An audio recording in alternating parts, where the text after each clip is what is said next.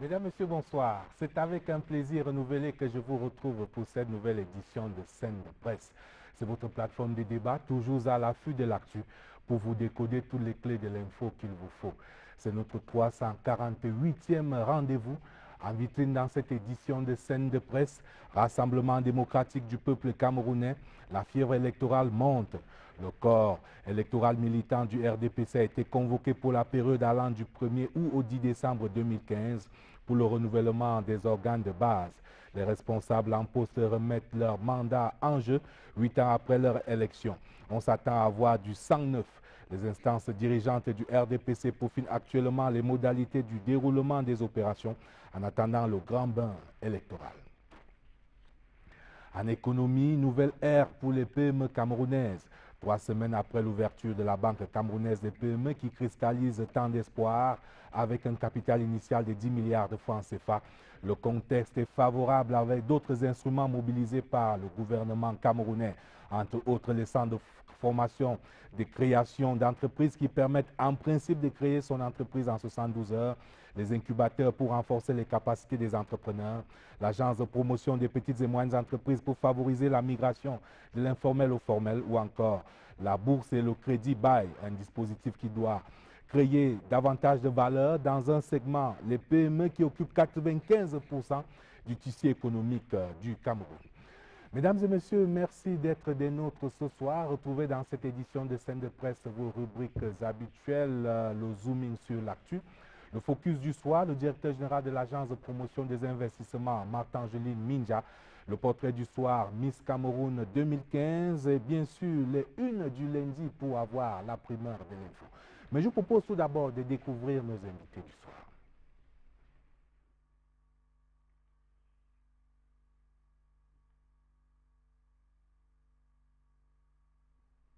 On devrait donc avoir nos invités du soir, à moins que les conditions techniques ne nous permettent pas de les avoir dans notre rubrique habituelle de présentation de profil des invités. On va les découvrir.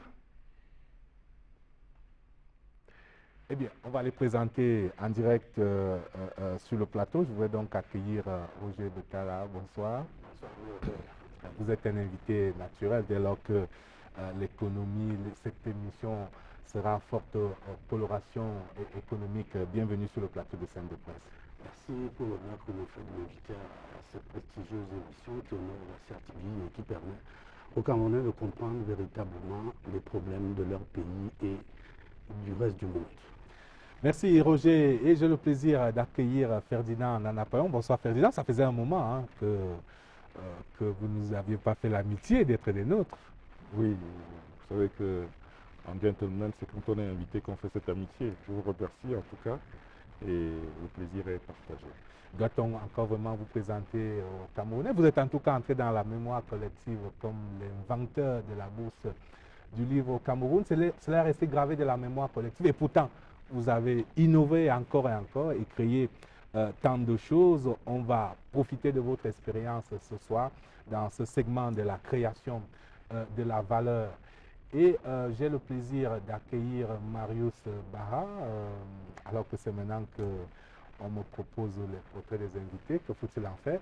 Bon, comme des collaborateurs ont travaillé là-dessus, on va quand même diffuser ces deux rubriques.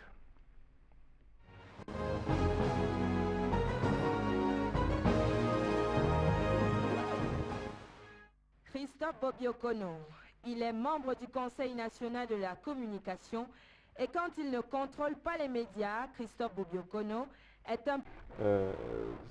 Cette élection, ce renouvellement va assurer un raz-de-marée au RDPC aux prochaines élections parce que nous ne sommes pas encore prêts à accepter le verdict. Et donc au sein d'un parti, lorsque quelqu'un aura gagné, il va tirer vers lui ceux qui le soutenaient et parfois même ils vont combattre leurs propres collègues. Mais comme j'ai lu dans les journaux cette semaine, on a donné, vous l'avez rappelé, le pouvoir au peuple. Je pense que c'est le fondement de la démocratie. C'est une initiative à saluer. Alors Ferdinand, là je pose la question spécialiste en marketing que vous êtes, certes la circulaire du président national du RDPC qui encadre ce processus interdit toute concurrence déloyale caractérisée entre autres par ce que le président national du RDPC appelle des démarches virulentes, du clientélisme fondé sur le tribalisme, la corruption, l'étalage des richesses. Mais il y a là quand même en matière à faire campagne autrement, à modeler les candidats à ces différents organes de base, présenter des offres politiques ou des spécialistes en marketing pour travailler. Oui, vous avez tout à fait raison, Aimé Robert. Depuis ces 30 ou 35 dernières années, il n'y a pas une élection au monde qui se soit gagnée sans que ce ne soit par l'image. Donc le volet marketing me paraît être absolument indispensable. Mais si quelqu'un est riche et qu'il a des moyens, par exemple, d'aller dans son village avec un VX qui est son VX, ça va être difficile de lui proposer de prendre le Benskin, voyez-vous. Par contre, venir chercher à écraser les autres, parce que nous sommes dans une société où lorsque vous n'avez rien, vous faites partie de ceux qui ne représentent rien, mais est-ce que c'est parce qu'on est à Yaoundé ou à Douala et qu'on a des moyens qu'on doit empêcher celui qui est... Parce que, soit dit en passant, Aimé Robert, ceux qui militent dans le RDPC, soit parce qu'ils veulent un pouvoir politique ou financier, ne sont pas forcément les meilleurs militants pour le RDPC. Je connais des gens qui, lorsque dans les années 90, on n'osait pas arborer la tenue du RDPC, continuaient de la porter dans des funérailles, etc. Donc, mais eux aussi ont des outils pour faire leur marketing. Et je ne sais pas, il y a sur ce plateau un membre du CNC, je ne sais pas comment est-ce que les médias peuvent laisser passer une telle extraordinaire occasion de mener des débats dans les plateaux de télévision. Ce serait un très très grand moment, de régal politique, et peut-être que ça peut aussi permettre que le public qui regarderait ces débats puisse constater si dans les urnes les fruits ont... Vous pouvez faire confiance aux médias. C'est un grand moment de la vie nationale, qu'on le veuille ou pas. Le RDPC, le parti au pouvoir, structure la vie politique nationale, a une fonction programmatique de la vie politique nationale. Donc les médias, forcément, vont suivre au jour le jour. Hein. Non, je veux dire qu'ils suscitent des débats. Parce que c'est bon de se cacher derrière ces casquettes, mais que deux concurrents qui viennent challenger devant les médias, je pense que pour l'audimat, ça va être quelque chose de très, très, très intéressant. Ce n'est pas exclu, vu l'offre médiatique aujourd'hui, que certains médias le fassent. Le membre du CNC a été interpellé tout à l'heure, mais ce n'est pas à ce titre que vous êtes invité ce soir.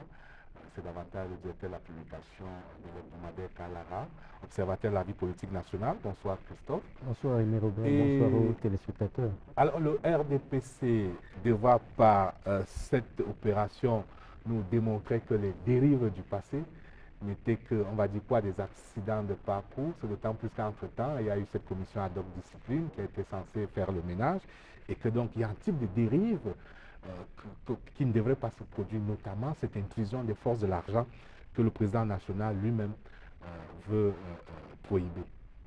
Mais ce serait extrêmement difficile parce que pendant les 5 premières années de ce mandat qui s'est finalement déroulé pendant 8 ans, il y a eu des gens qui ont battu campagne pendant longtemps. Et vous avez dû observer des déceptions lors des investitures pour le double scrutin municipal et législatif. Il y en avait qui voulaient en découdre et certains avaient débauché, j'allais dire, des responsables des partis à un niveau inférieur à coup d'argent, à coup de petites attentions, mais toujours basés sur le matériel, sur l'argent. Supérieur des armées camerounaises et tchadiennes également.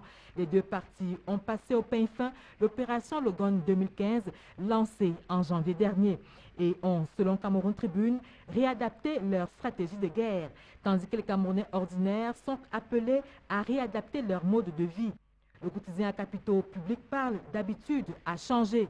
Dans les espaces publics, la grande foule ouvre la voie au grand risque et Cameroun Tribune constate pour le déplorer que dans les lieux de travail, on n'est pas toujours à jour.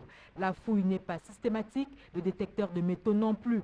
Le salut viendrait de la prudence et de la dénonciation à travers les comités de vigilance. Car comme le dit l'expert criminel Steve Olinga, c'est possible de prévenir les attaques. Et ce qui est en jeu, soutient le sociologue Henri Tedokmo, c'est la paix. La revue de presse était sur la scène.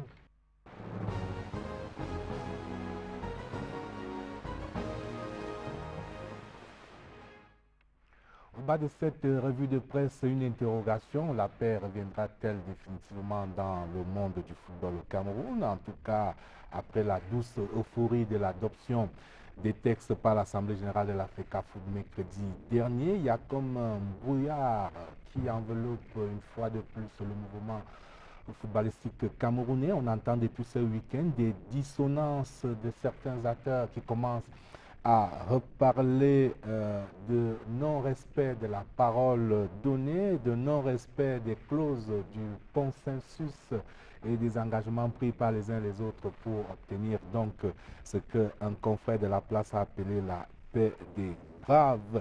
Du coup, Ferdinand Napayon, je reviens vers vous.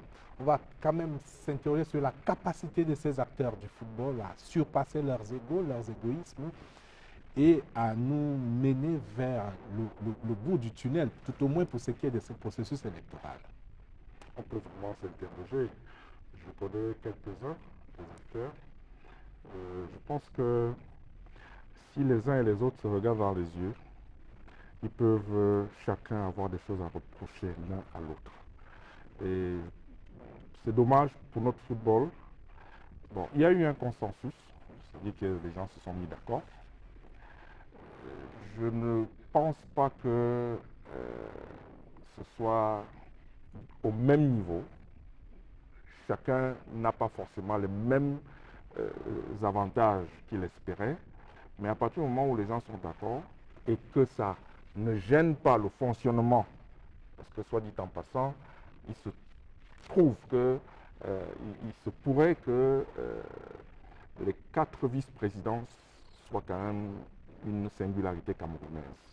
Il me semble, d'après ce que j'ai appris, on n'a pas encore vu une fédération au monde qui a 4 vice-présidents, ce qui veut dire que... On vous rétorquera que le Cameroun, c'est le Cameroun. Voilà, exactement. Et donc, ça va coûter un peu plus cher. Qui c'est qui va financer? Quels sont les rôles que les uns et les autres vont avoir? Il faut que les gens soient sérieux et qu'ils laissent vraiment de côté leurs querelles et que la balle revienne au centre pour que les jeunes puissent jouer, parce que ça fait quand même ça déjà trop longtemps duré. Alors, Christophe Obiokone, dans une autre vie de reporter, vous avez été très proche du monde du foot. Ce qui fait peut-être problème aujourd'hui, c'est qu'on est là, une espèce de jeu à somme nulle où les gagnants veulent tout gagner et les perdants ne veulent pas tout perdre. Alors, il faut peut-être qu'ils se retrouvent quelque part pour faire avancer le foot. Oui, mais moi, j'ai toujours pensé que les pouvoirs publics devraient prendre leurs responsabilités et mettre le Cameroun en parenthèse par rapport à la galaxie FIFA et dire que, voilà, nous rebaptisons tout à zéro, assumer une suspension de la FIFA pour bien réorganiser les choses et faire en sorte que même des gens qui n'ont aucune valeur, aucun poids, puissent faire du chantage à tout moment par rapport à ce qu'on voit. On ne peut pas être dans une normalisation qui s'éternise. On peut toujours critiquer le professeur Joseph Ouna et son équipe d'avoir fait ci ou d'avoir fait ça. Il n'est pas possible que quand on regarde ces acteurs-là, que quelqu'un puisse sortir quelque chose qui puisse arranger tout le monde. D'où l'importance du consensus, le fait de concession et de part et d'autre, et de respecter la parole donnée. Voilà, mais on se rend compte donc aujourd'hui que ce sont, vous avez utilisé le bon mot, ce sont les égoïsmes qui nous ont amenés jusque là où nous sommes en ce moment-ci. S'il n'y avait pas, comment je veux dire ça, cette menace de la FIFA qui dit je vais suspendre si... la bonne performance sur le terrain, quand tout ça ne suit pas et qu'il n'y a pas vraiment ce suivi, en effet, c'est un peu difficile pour le joueur de s'exprimer, de donner le meilleur de nous. Sans la motivation et le strict minimum, la volonté et l'enthousiasme ne suffisent pas. Mais malgré toutes ces difficultés, l'heure n'est pas de découragement. La situation est certes critique, mais on reste confiant. Je vais y croire jusqu'au bout. J'y crois quand même, personnellement j'y crois. Mais cette détermination est au bout des souliers donneuse des jours. Ça paraît très très difficile de se maintenir, mais nous n'avons pas baissé les bras, nous allons continuer. Même si c'est un peu difficile, le Tonnerre n'est pas encore descendu parce qu'il y a toujours la possibilité de gagner les 7 matchs qui restent. Se maintenir en Ligue 1, dans les faits, il sera très difficile d'atteindre cet objectif. Le retour en Ligue 2 semble inéluctable. Cette fois, il n'y aura pas de coup de chance comme en 2013. Le TKC, relégué en division inférieure, est resté en Ligue 1 grâce au passage du nombre de clubs de 14 à 19.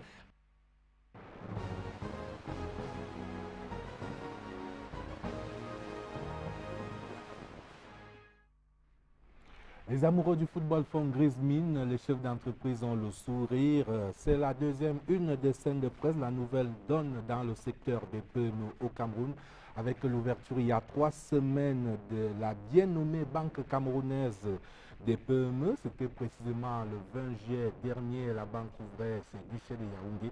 Et depuis une semaine, l'agence de Douala est ouverte.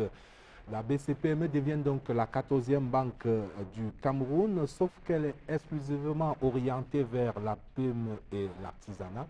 Marius Ba, qui est resté des nôtres depuis le début de cette émission, va donc pour ainsi dire entrer en scène.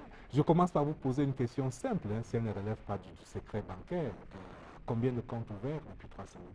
Donc ça ne relève pas du secret bancaire, mais ce sont des chiffres que nous ne communiquerons pas sur un plateau télé. Sachez simplement qu'en en 3 semaines d'exploitation, on a dépassé plusieurs centaines de comptes à Yaoundé et à Douala. Et nous pensons qu'avant la fin de ce mois, nous traverserons le premier millier et qu'avant la fin de l'année, nous serons à plusieurs milliers de comptes. Parce que n'oubliez pas, dans notre pays, il y a 104 000 PME formelles, dont le marché, le potentiel est énorme. Et nous pensons pouvoir grappiller un certain nombre de ces PME, celles qui sont déjà dans les établissements de microfinance, celles qui sont dans les banques commerciales et celles qui sont encore dans l'informel. Parce que l'un des rôles de cette banque, c'est de sortir aussi ces PME qui sont dans l'informel pour les remettre dans le secteur formel. Nous en reparlerons certainement dans la suite du débat. Quand on dit, lorsqu'on lit sur vos dépliants que vous êtes appelé à faire toutes les opérations de banque, qu'est-ce qu'il faut entendre par là?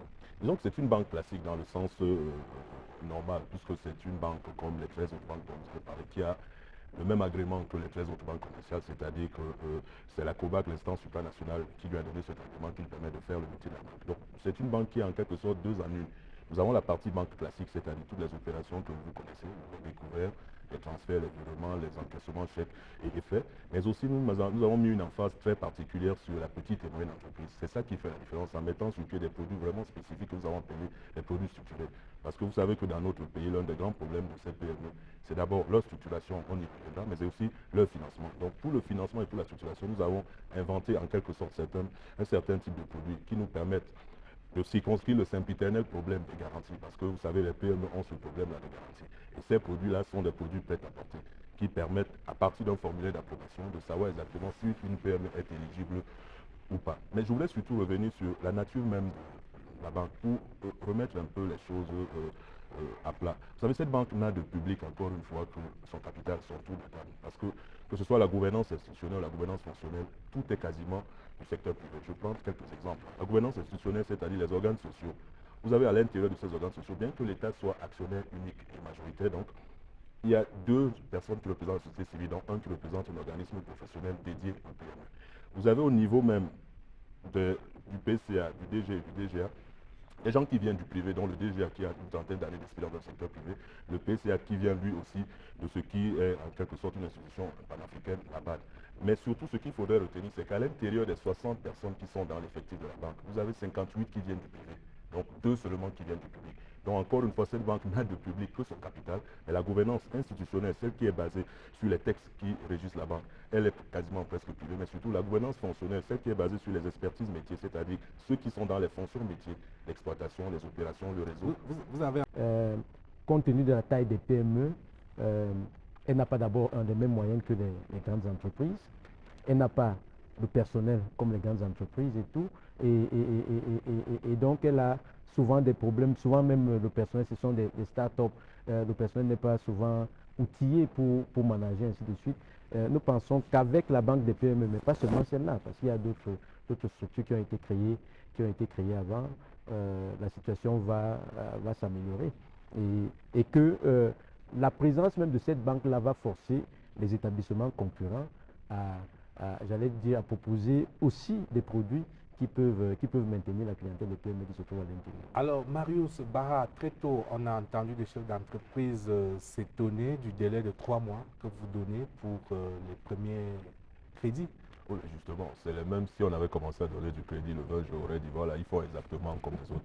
Est-ce qu'un homme économique plus rationnel peut donner son argent en titre privé à quelqu'un qui ne connaît pas? Le délai minimal de connaissance d'un client est de 3 mois. Certains de nos concurrents, j'ose pas les citer, ont mis 6 mois, 1 an. Les 2 dernières banques qui ont ouvert, c'était 6 mois minimum, 1 an maximum. Nous, on a mis 3 mois. Pourquoi? Ça nous permet de voir comment nos clients se comportent, de recevoir des versements, d'opérer des transferts, des retraits, etc. Et surtout de commencer à se focaliser sur l'activité de ces PME, parce que ce sont les PME, c'est l'activité des PME que nous faisons. Également, ça nous permet d'avoir une connaissance beaucoup plus aiguë des clients que nous allons avoir devant nous. Et nos commerciaux sont déjà à pied d'œuvre pour descendre sur le terrain, voir déjà la localisation de ces PME, parce que la plupart de nos PME, comme vous le savez, sont dans les sacs, comme l'on dit de façon triviale. Le but, c'est que pendant ces 3 mois, ceux qui sont sérieux, qui ont des entreprises qui ont pignon sur eux et qui ont un domaine d'activité qui apporte de la richesse à notre pays, qui peut être une valeur ajoutée à l'économie de notre pays. Voilà pourquoi nous mettons 3 mois. Et je vous assure, 3 mois, c'est pas beaucoup. Parce que pendant 3 mois, il y a beaucoup d'opérations qu'une banque peut faire avec ses clients. Alors, sur l'attractivité de votre banque, pourquoi on viendrait chez vous et non pas ailleurs? Est-ce simplement en raison du taux d'intérêt qui est plus compétitif, plus attractif par rapport aux promoteurs d'entreprise? Oui, il y a au moins 2 raisons fondamentales pour lesquelles on viendrait devant les guichets de la BCPM. D'abord, le taux d'intérêt. Nous avons le taux d'intérêt le plus bas du marché. Nous sommes à 3 ou 4 points par rapport à la concurrence, c'est-à-dire les banques commerciales. Nous sommes maximum à 11%, c'est-à-dire 3 points au-dessus du TBB, le taux de base bancaire, le minimal que fixe la COBAC. Si vous prenez 8%. Qui est de 8%. Donc, si vous prenez les établissements de microfinance, on oscille entre 18 et 22%. Donc, faites un calcul simple entre prendre un crédit à 22% et venir le prendre à un maximum de 11%. Et 11% est un maximum. Ça veut dire qu'il y aura des crédits à 10, à 9 et à 8. C'est en fonction des affaires et du business que nous allons faire avec ces clients. Deuxième élément, nous avons quelque chose qui manque à ceux qui financent les PME. Déjà, aucune des 13 banques ne finance les PME au-delà de 5%. Donc nous avons pour ambition de financer au-delà de ça, puisqu'il y a 99% de PME dans ce pays. Et donc, le champ est très très vaste. Et surtout, le deuxième point que nous mettons en avant, c'est ce que nous avons appelé l'accompagnement. On y reviendra tout à l'heure, mais il faudrait peut-être expliquer tout ce que l'État a créé, une sorte de galaxie autour de cette banque. Donc, à partir de cet accompagnement-là, nous allons ajouter au financement des PME quelque chose qui manque depuis, la structuration des PME. Parce que le tout n'est pas de leur donner de l'argent, mais c'est de leur apprendre comment gérer cet argent. Parce que le crédit est appelé à être remboursé. Et c'est cette culture du remboursement que nos promoteurs de PME n'ont pas. Cet accompagnement est censé les amener à faire ce travail-là au fur et à mesure. Roger Betala, voici donc une banque, une initiative du chef de l'État qui cristallise beaucoup d'espoir. Il faudra absolument éviter que ce soit un espoir déçu. C'est une double responsabilité à la fois pour les gestionnaires de la banque, mais aussi pour les acteurs économiques. En fait, le politique a fait son travail, c'est-à-dire créer une structure qui va relancer un segment de l'économie qui est très important, parce qu'en réalité, la plupart des économies se sont développées à travers les petites et moyennes entreprises. La banque des PME a été créée, il y avait d'autres structures avant. Aujourd'hui, il y a la COBAC, qui est le gendarme de ces banques-là, qui donne plus de crédit et qui donne quand même une visibilité à la durée de vie d'une banque qui se crée. C'est d'ailleurs pour cela qu'il y a eu beaucoup de retard sur la mise en forme de cette banque des PME, parce que la COBAC voulait savoir exactement qui est qui fait quoi et comment est-ce qu'elle va fonctionner, comment les 2 guichets vont se juxtaposer et fonctionner sans que ça ait des problèmes pour la banque. Et à ce côté-là, il y a le côté, comme vous dites, celui des PME. Bon, les petites et moyennes entreprises camerounaises sont des entreprises qui se cherchent, qui se débrouillent, qui se battent dans un environnement où l'accès au crédit est très difficile, où également ceux qui sont en charge de ces structures-là n'ont pas toujours le know-how. Qui va livrer pour 1 million de francs un service ou un produit à une multinationale. Je n'ai pas parlé d'une autre PME, à une multinationale. Eh bien, c'est la croix et la bannière pour se faire payer. Il y a un directeur de publication ici sur le plateau, je ne sais pas s'il a le même problème, mais quand vous avez des PME ou des petites entreprises qui viennent à subventionner des multinationales, je ne vais certainement pas citer des noms ici sur votre plateau, ça pose de gros problèmes. Il n'y en a pas une, enfin il y en a certainement, mais il n'y en a pas qui payent avant 3 mois leur facture. Moyennant quoi, qu'est-ce qui se passe, monsieur Aimé Robert Guillaume? Vous êtes dirigeant d'une petite entreprise, vous allez prendre du carburant, vous payez cash. Vous payez votre électricité, dès que vous avez la facture, vous avez une date limite. Vous payez de l'eau, vous payez votre téléphone, bref, vous payez les salaires. Mais lorsque vous avez fourni un service et une facture à une entreprise qui, en principe, a des moyens, eh bien, on vous paye après 6 mois, après 1 an. Et chaque fois, on vous dit, mais attendez, il y a un problème, votre facture, vous aviez oublié tel truc. Non, non, il faut refaire la facture.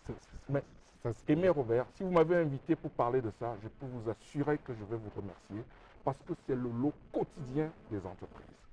Et la banque, elle ne sait pas que ça se passe comme ça. Et du coup, vous qui étiez répertorié comme un client, un bon client, on ne comprend pas que vous ne venez plus faire de versement.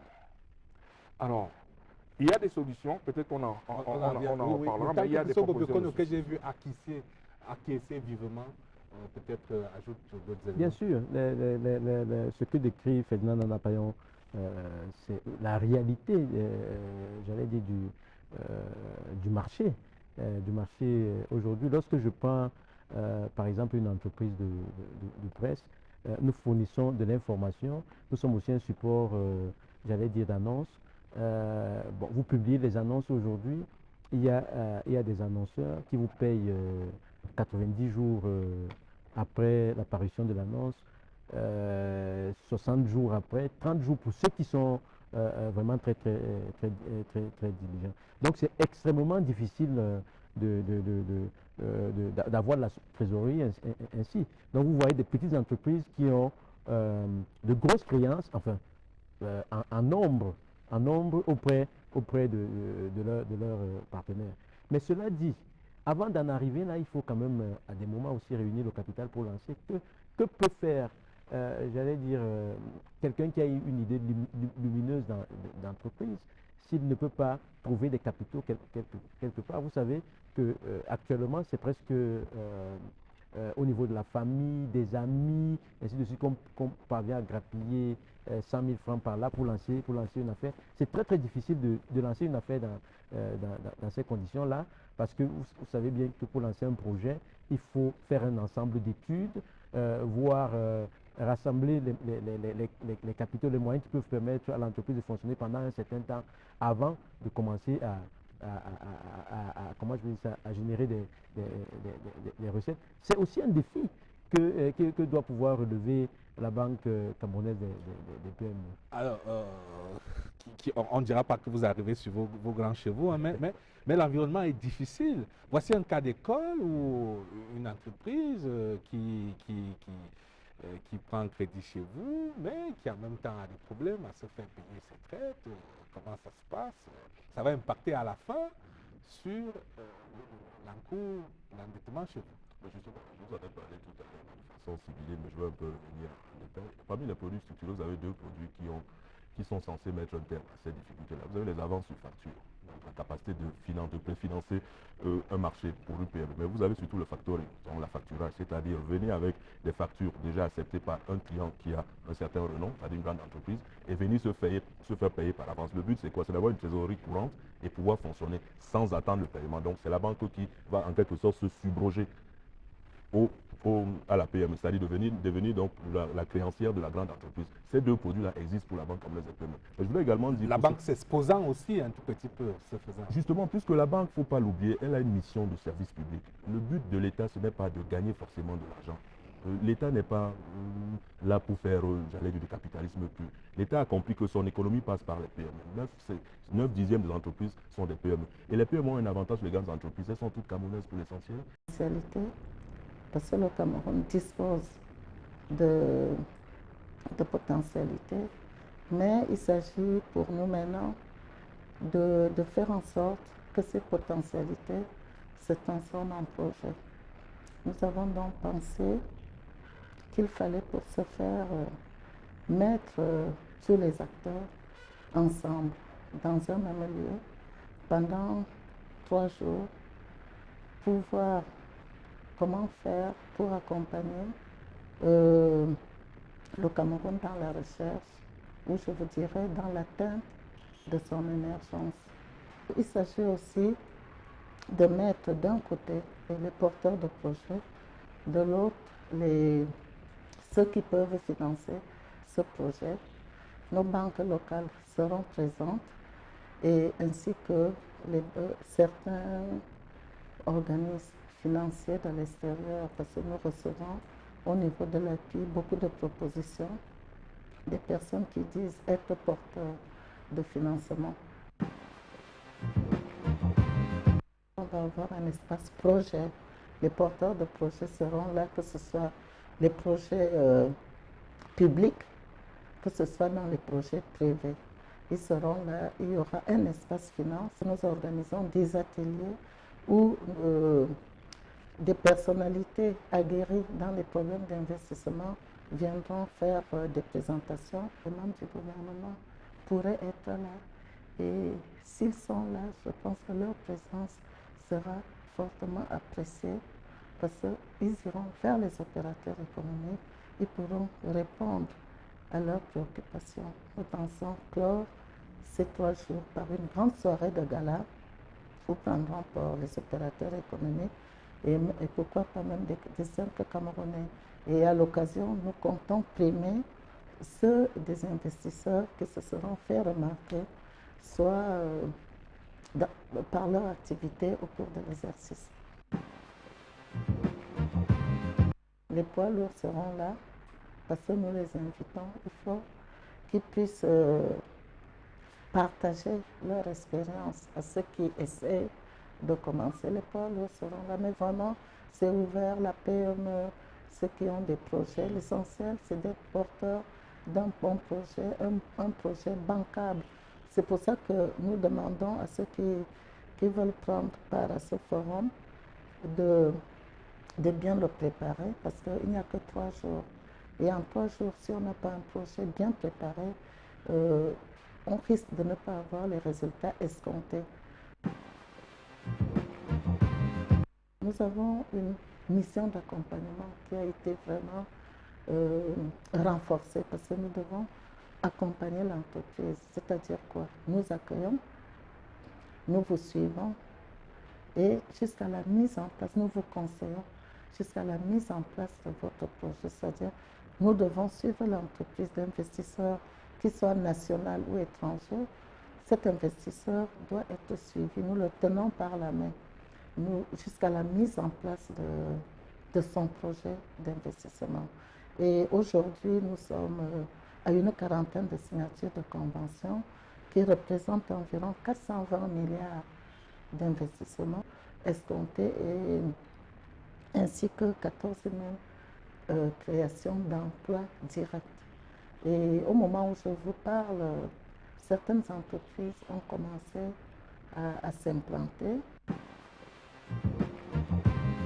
Nous travaillons depuis quelques jours avec le ministère du Tourisme pour qu'on puisse voir comment accompagner ce ministère pour encourager les investisseurs à créer des structures qui pourraient héberger ou alors qui vont héberger les participants à la CAN.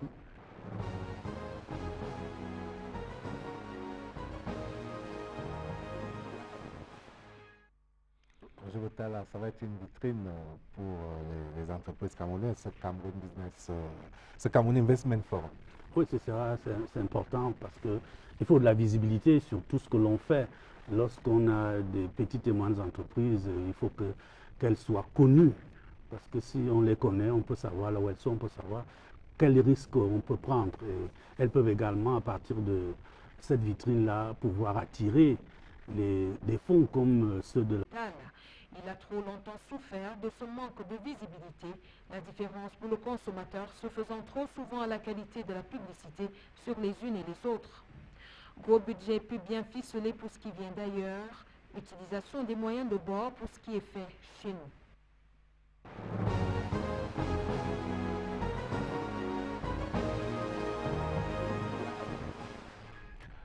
Président Nanapayon, c'est une illustration de l'environnement extrêmement difficile dont vous parliez pour l'émergence de PME camerounaises. Là, ce n'est pas l'argent qui manque, hein, c'est l'environnement qui ne permet pas de s'exprimer. Alors, parlons de cet environnement difficile, fait de contrebande, de commerce illicite, de contrefaçon, de tracasserie administrative, de corruption et autres. Je ne sais pas quoi dire, Émile Robert. Je me suis retiré partiellement du livre. Parce que même quand on en arrive à trouver des livres qui sont des faux livres et qui sont vendus devant tout le monde et qui sont dans les cartables de nos enfants, dont on ne peut pas contrôler la viabilité, on connaît les fabricants. Ces fabricants sont des clients des éditeurs ou des distributeurs agréés, mais dont ils ne distribuent pas les livres qu'ils ont pris chez ces distributeurs parce qu'ils ont acheté des stocks ou bien ils ont, dans une imprimerie éloignée, fabriqué, parfois très très très loin du Cameroun, fabriqué des livres scolaires. Donc il y a cette question de mentalité, la question de la gouvernance, etc. Mais pour revenir à la PME, la plupart des banques et des microfinances, parfois se sont découragées simplement parce que les individus ne sont pas sérieux. C'est-à-dire que les gens vous présentent des situations très enviables pour solliciter ce qu'elles attendent de vous, mais lorsque vous avez fait le pas, vous vous rendez compte que c'était de la fémania des temps modernes, simplement parce que nous avons c'est une question de mentalité. Et quand j'ai entendu M. Ba dire qu'il y avait ce renforcement de capacité, je voudrais souhaiter que ça aille au-delà même de former les gens à bien gérer, mais qu'on rattrape ce qu'on n'a pas pu faire en famille ou à l'école. Disposer des armements moraux. Oui, parce que franchement, ça tue les bons. Moi, je suis une victime du FOGAP. Tout à l'heure, quand vous parliez du FOGAP, j'avais la chair de poule. J'en suis une victime et je peux vous assurer que c'est parce que il se trouve que certains ont pris beaucoup d'argent. Ils n'ont pas remboursé. Ils n'ont pas et ils ont pris avec la complicité de ceux qui étaient là pour les contrôler. Ils se sont enfuis et quand même ceux qui étaient prêts et apportaient des projets de grande qualité pour le développement arrivaient, le risque doublait parce qu'on se demandait s'ils étaient vraiment, ce n'était pas la suite du feuilleton qui était précédent. Et tous n'ont pas rendu gorge, malheureusement. Mais c'est une autre affaire. Alors, sur le renforcement des capacités des managériales, il y a une enquête de l'INS qui n'est pas réjouissante. Elle parle de 42% des chefs d'entreprise qui ont le CP comme diplôme maximum. Oui, justement, ce qui justifie largement la politique d'accompagnement. Il faudrait un peu qu'on s'appesantisse 2 minutes sur cette politique d'accompagnement. L'État, avec la Banque camerounaise des PME, va mettre en perspective, c'est le cas de le dire, toute la galaxie de cette politique-là. De quelle manière? Vous avez au centre de ce astre-là la Banque camerounaise des PME qui s'occupe des financements. Et autour de cette Banque camerounaise des PME vont graviter d'autres astres qui vont aider les PME à être structurées. Je commence par la base, les centres de formation et de création des entreprises, c'est-à-dire aider les entreprises, les PME à savoir ce qu'il faut faire pour être créé. Vous remontez d'un niveau, vous avez les centres de gestion agréés, savoir comment on monte un dossier administratif, comment on monte un dossier fiscal. La bourse de sous-traitance et de partenariat, mettre en liaison les fournisseurs avec les PME, parce que ce sont surtout des sous-traitants. Vous avez au-dessus le bureau de mise à niveau pour ce qui est des petites et moyennes entreprises, la partie qualité, parce que nous sommes passés à l'ère de l'APE. Il faut se mettre aux normes européennes. La Nord est là pour apporter ce plus. Et vous avez, à la fin des fins, l'agence de promotion des PME. Quel est son rôle? C'est la première fois que dans une loi, l'État utilise des termes du privé, outils de gestion, indicateurs de performance, tableaux de bord de pilotage, reporting. L'État n'avait jamais dit ça dans une loi. Ça veut dire que la PME, avec la plateforme que la Banque camerounaise des PME est en train de vouloir signer avec cet organisme-là, nous allons faire en sorte que l'accompagnement ait 3 volets. D'abord, la structuration de la gestion, pour que dans tous nos PME, il y ait un minimum de bilan simplifié, de compte de résultats simplifiés, de fiches de stock, de fiches de... Svelte, 1,80 m, yeux bridés. Les atouts charmes ont séduit le jury à l'élection du 11 juillet dernier.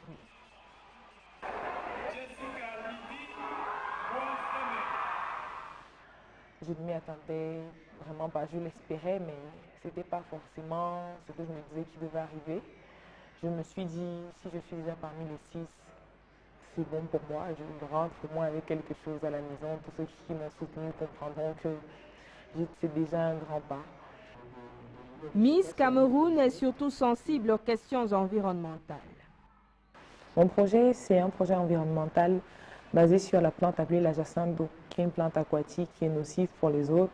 Elle absorbe beaucoup plus d'oxygène, elle favorise l'ensablement, entrave la navigation et bien sûr pollue, comme je disais, pollue les eaux et elle est nocive aussi pour l'être humain.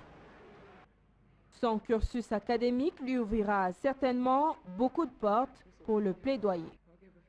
Je suis étudiante en communication événementielle et publicitaire et j'ai 24 ans. Je suis étudiante à l'université de Douala. La force et la détermination, Jessica les puise surtout dans sa famille, grande et chaleureuse. Je suis la cinquième d'une famille de 8 enfants. Donc, je suis très orientée famille et tout ça. Je fais tout avec mes frères et je les adore. Pour moi, mais ce sont mes petits maîtres en fait. Ils me disent quoi faire et je peux être un peu, des fois ne pas être d'accord, mais ça va. La famille et les amis, c'est avec leur soutien qu'elle gère les contestations de certains sur son élection. C'est une petite sœur que je suis de très près depuis quelques temps. Je fais partie de ceux qui l'ont encouragée à se présenter parce que j'ai vu qu'elle avait du potentiel. Elle est très jolie, elle est très intelligente et elle est jeune, donc elle est naturelle. Donc je me suis dit il faudrait qu'elle se présente à Miss Cameroun, elle a toutes ses chances de gagner. Maintenant, tous les Camerounais ont l'œil sur moi. Je me dois de ne pas les décevoir. Je me dois de convaincre les sceptiques et de continuer de conforter ceux qui, jusqu'à aujourd'hui, m'ont apporté leur soutien. L'humilité et le courage qui la caractérisent lui permettront de se présenter sereinement au Japon pour l'élection Miss Monde.